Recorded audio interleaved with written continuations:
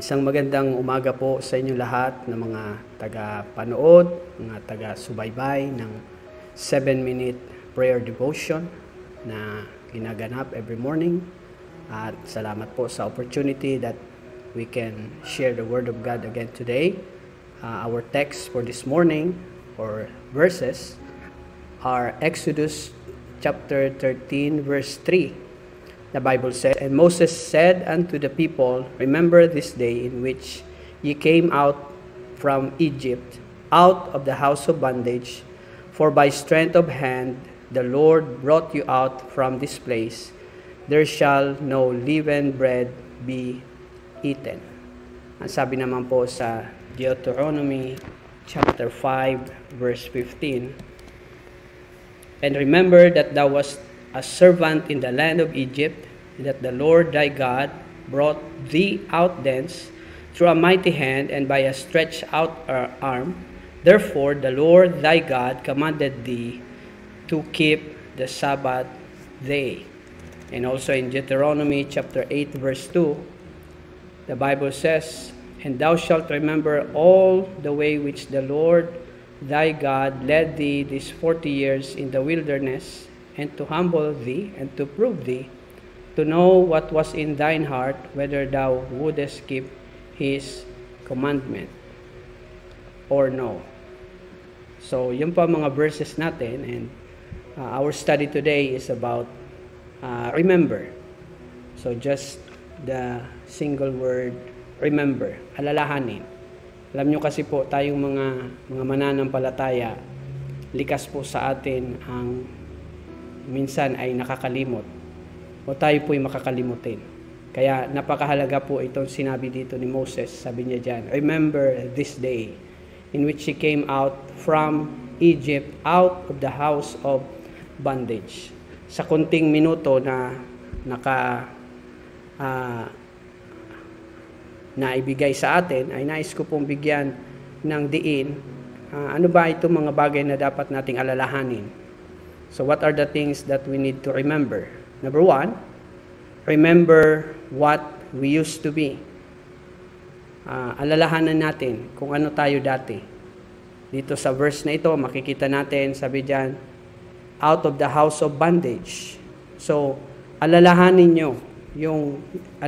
natin kung ano tayo dati. We were used to be slaves to sin. Tayo po ay mga alipin ng kasalanan. We used to be helpless ng kasalanan. We used to be helpless.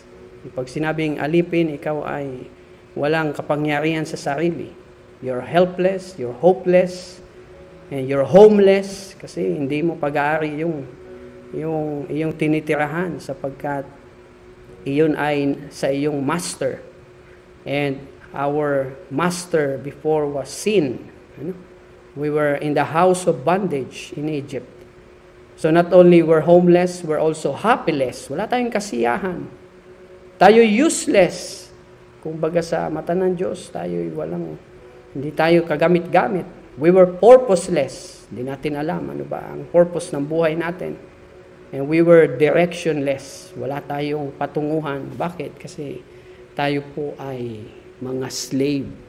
So, first thing is remember what we used to be. Sinabi ni Moses, "Remember this day in which he came out from Egypt, out of the house of bondage."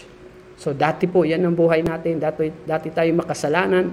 Dati tayo ay alipin ng sanlibutang ito. Alipin tayo ni Satanas. Alipin tayo ng kadiliman. Pero salamat dahil hindi po tayo pinabayaan ng Panginoon, which we come to number 2. Remember where God has brought us from. Alalahanin natin kung saan tayo pinulot o saan tayo hinango ng Diyos. We were used to be in Egypt. We used to be in the world. Sabi diyan, in which he came out from Egypt, out of the house of bondage. Dati po tayo nasa sanlibutan. Dati tayo nasa buhay na walang pag-asa. Dati po tayo nasa buhay na walang kabuluhan, mga kapatid. So, that's number 2. Number 3, remember what God has done. So, mula po sa ating kung ano tayo at saan tayo galing, ay hinango tayo ng Panginoon. At ito ang kanyang ginawa. He redeemed us. Sabi nga dito sa verse na ito, for by strength of hand, the Lord brought you out from this place. Tayo po ay niligtas.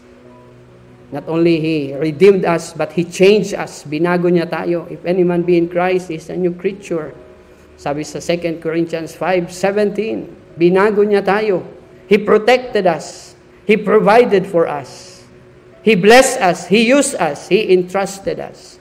Alam nyo, napakaraming ginawa ng Diyos sa buhay natin. Hinangon niya tayo sa ating kasalanan. Hinangon niya tayo sa buhay na madilim. At tayo iniligtas ng ating Panginoon. And number 4, the last, remember whom God has used in your life. Dito po makikita nyo, alam natin kung sino ang ginamit ng Panginoon. Si Moses.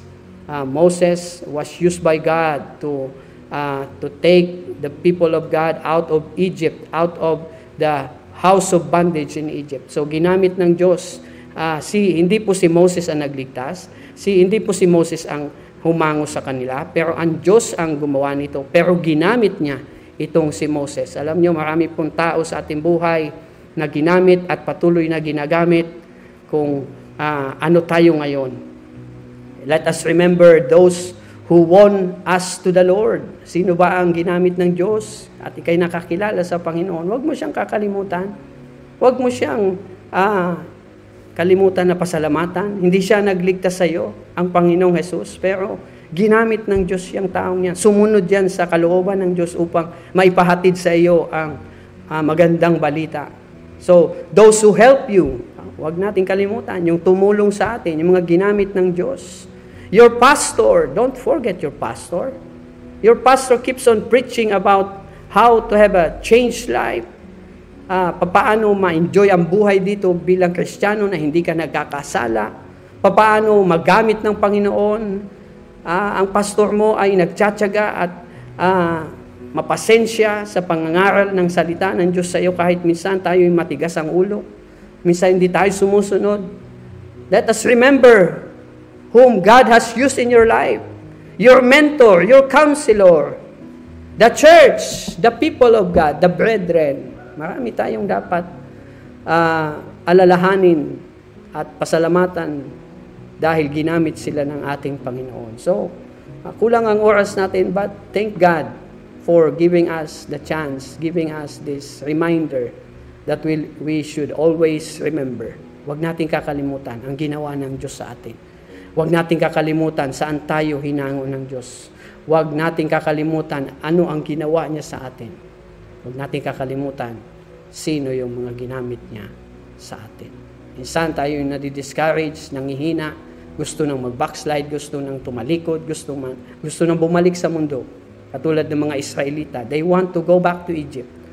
But always remember, yun ang paalala ni Moses, remember God. Remember what you used to be. Remember where God brought us from. We used to be in Egypt, but now we are in the family of God. And one day, pinangako ng Diyos sa atin na tayo makakasama niya doon sa kanyang kalwalhatian sa langit, kapiling ang ating Panginoong Diyos. And always remember,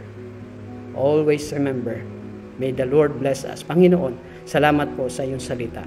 Tulungan mo po kami na huwag naming makakalimutan ang lahat ng kabutihan mo sa amin. Lahat pong ito ay dalangin namin sa pangalan ng Panginoong Jesus. Amen at amen.